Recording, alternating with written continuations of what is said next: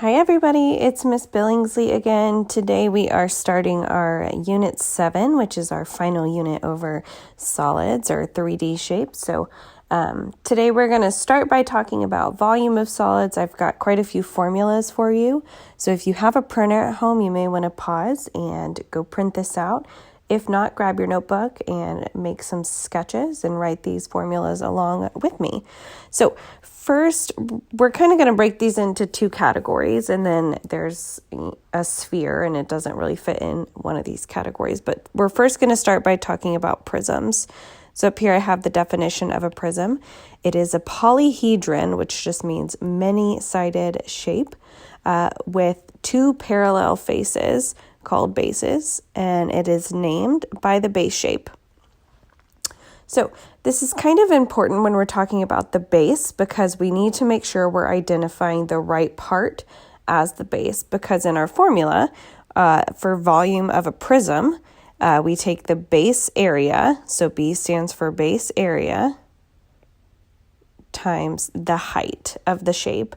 So identifying which one is the base and which one is the height is important at this step. So first we're going to talk about a rectangular prism. Now I know this one is rectangular because of the one that it's sitting on is rectangular. And if I look across from that shape, parallel to it is another base. So both of these are bases. My base is a rectangle. So because it's setting on a rectangle, I know it's a rectangular prism. And to find the area of this prism, volume, we're going to need to find the area of the base. So we're going to take the length times the width of the rectangle. So length times width, and then multiply that by the height. Now length times width is the B part of this formula. Up top is just a general formula for all prisms. I'm going to give you the specifics. So writing down all of them is great. Writing down just the B times H is great as well. But each one changes just a little bit. I also would label your diagrams with me as we go along. The vertical height is what I've just now labeled here as H. So length times width times height. We're really just multiplying the three dimensions together with a rectangular prism. Okie dokie. Next, we're going to look at a cube. A cube is all the same sides all the way around. So really what we have is just kind of the same thing here. We have length times width times height, but in this case, the length and the width are identical. So we can maybe I'll switch it to side. Sorry, everybody. Just side times side, because that's a square. Side squared times the height. Or technically, they should all be the same if it's a cube. So side cubed would also be the volume of a cube. I know it's a cube because the base that it's sitting on down here is a square, and parallel to it is another square.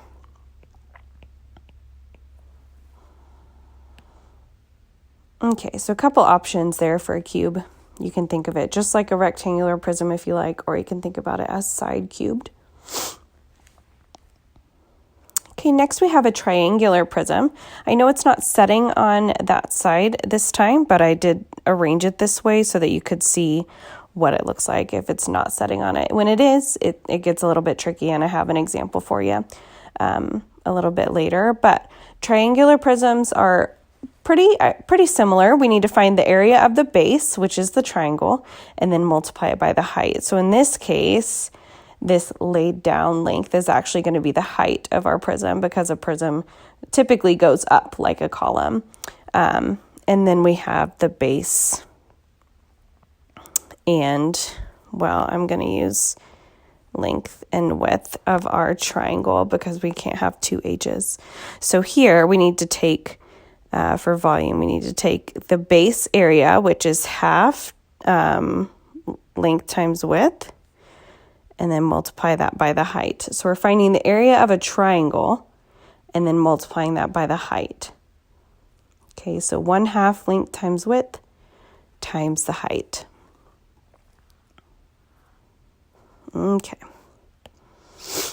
Last prism we're going to look at is actually a cylinder. So the base shape here, we know it's a cylinder because the base shape is a circle. So it's setting on a circle, and parallel to that circle is another one.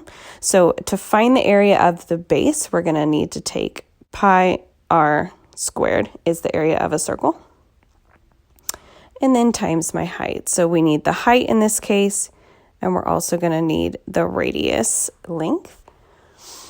We can also do this if we're given a diameter, because we know that half of the diameter is the radius. So pi r squared times h gives us the volume of our cylinder. Okay, so make sure you have a little sketch of all of these written down with the labels as well as the formulas. Again, all of these do use that general formula, base area times the height. I've just gone into the specifics and given you the base area for each shape. Okay, next category we're going to look at is a pyramid. Okay, a pyramid is different from a prism because all of the sides come up to meet at one point called the vertex. So a pyramid is another polyhedron, so many-sided shape with one face as a polygon, and the other ones are all triangles. So all the faces that come to meet at this vertex are all triangular, except for a cone. We'll get to that. But the other faces all meet at this common vertex. And again, we name it by the base shape. So our first example that we're going to look at is a square pyramid. I know it's a square pyramid because it's setting on a square, which means all of these sides are equal. We can also use the same formula for a rectangular pyramid as well.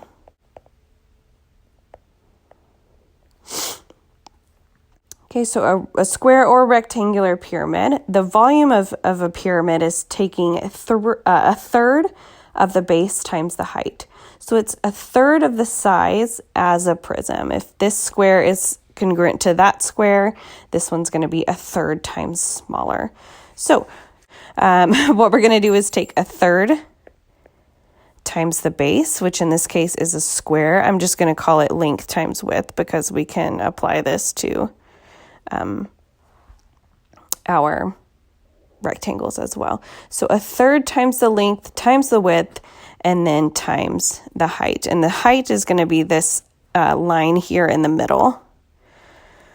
Okay, the slant height, and I'm gonna draw that in yellow. This right here is called the slant height. So we want the vertical height, the one labeled H in the middle. Slant height becomes important later in our next video, so we'll talk about that later. But just FYI, we do want the vertical height when we use H. Slant height has its own letter. But anyway, we'll get into that later. So for squares or rectangles, we can take a third times the length times the width times the height, and that will give us the volume of our pyramid. Okay, a triangular pyramid is pretty similar to a triangular prism, but we're going to take a third of it. So for our volume, we're going to take a third times my base, which is a triangle.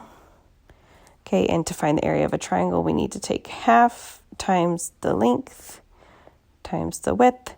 Okay, and in this case, the length is the longest side, the one that it's setting on, and then the width is going to be technically what we call the height, but I'm not going to use height twice, so it's this vertical distance. If this were a right triangle, it would be pretty easy to see, but it's not, and I have an example of this type for you down below, so stick with me here. So a third times our volume formula to the left here for triangular prism is just a third of that. Okay, and last but not least, we're going to look at a cone. The volume of a cone is going to be a third of a cylinder. So again, we're taking 1/3 times pi r squared, and then multiplying that by the height. And again, height is the vertical height. I know this is a cone because it's setting on a circle. These circular solids are a little bit tricky. Sometimes they break the rules. So again, we're going to need the radius here as well. Ideally, we would be in class doing all sorts of discovery type things. This is my favorite unit for that reason, but Unfortunately, we don't have that privilege. So we're just using a lot of formulas here. So just keep writing them down with me. Last one we're going to look at today is the volume of a sphere. It's not a prism and it's not a pyramid. It just doesn't really fit with these definitions. It doesn't come to a vertex like a pyramid. It doesn't have two parallel faces like a prism. So it's just kind of its own category. So a sphere is a 4/3 times pi r squared. So we're taking the area of a circle, pi r squared, and multiplying it by 4/3. So it's a little bit more than the area of a circle for the volume. Okay, and remember a sphere is just ball shaped, so it's circular all the way around. If we were to take a circle and rotate it, we would get a sphere. Okay, I'm going to try to wrap this up quickly, but I do want to show you a couple examples. So we're going to be applying these formulas here in just a minute, as well as in your practice. So I know it's a lot of information to overload. Take a sec, pause the video, make sure you have everything written down. Make yourself a little formula sheet that you can use on your assessments, as well as on your project or any other time you need these formulas before we look at the examples. Okay, let's look at two examples first. I have a prism and I have a pyramid that we can look at. First, we're going to be looking at this prism over here. And I want to identify it first. What kind of prism is it? Okay, we can tell that by looking at the base shape. Remember, we want to look at the base shape and make sure that there's an identical shape parallel to it. A lot of times that's true for all of this shape. All of the sides have a parallel side. So in this case, we have a rectangular prism.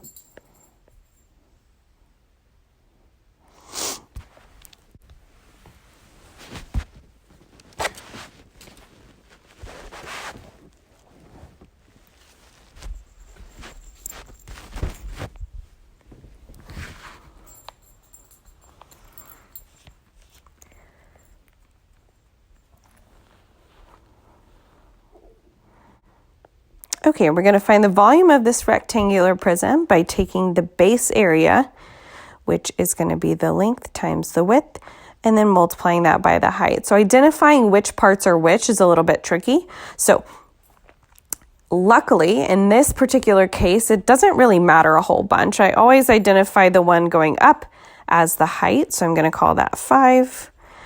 And then length and width, again, kind of interchangeable. If we do 8 times 4, it gives me the same thing as 4 times 8. So here I'm just going to say 4 times 8 times 5. So the volume is going to be 4 times 8 times 5. What is that? Very good. 160 is our volume. And the way that we label volume is with cubed units. So make a little note here, cubed units. Okay, so what that means is we're going to put yards and then we're going to put a little 3 on top. So we have the volume of our rectangular prism is 160 yards cubed. Okay, not too bad, right? All right, last, let's take a look at this pyramid. What kind of pyramid is this? Very good. It is a triangular prism. It's a little bit hard to see, but I can tell that the base shape is a triangle. If I look really closely, that dashed line in the back just kind of tells me it's behind the shape. But I do have 3 sides to my base, which gives me a triangle. I don't see a right angle in any of the corners, so it's not a right triangle. It's going to be a little bit trickier than a right triangle. And non-right triangles always are a little bit trickier if we're not given the height, not given the base. But in this case, we are. So luckily for us, we are given that. So to find the volume of a triangular pyramid, we need to take 1/3 times the base shape, which is a triangle. So we're going to take 1/2 times the base, which is 5, and then times the height of this triangle, which is actually this guy here. And I can tell that because of the little right angle right there. So that's 4. Okay, and then I'm going to multiply all of that by the height of the pyramid, which is 8 yards. Okay, let's take a second, type that in our calculators. Okay, I got 26.6 repeating. And remember, our units are going to be cubed for volume. 26.6 repeating. If you got that as a fraction, you would have gotten 80 thirds yards cubed. So that's another option for your answer. Both are perfectly fine. And getting non-perfect answers is typical here. It's not always going to be a nice whole number like 160. So I'm going to scroll back up in case you need those formulas again. We'll kind of end the video here, but if you have any questions, please let me know. I want you to try the practice so that you can go ahead and apply these skills, and then we will look at surface area next. So let us know if you have any questions, shoot us an email or a remind, and we will see you tomorrow.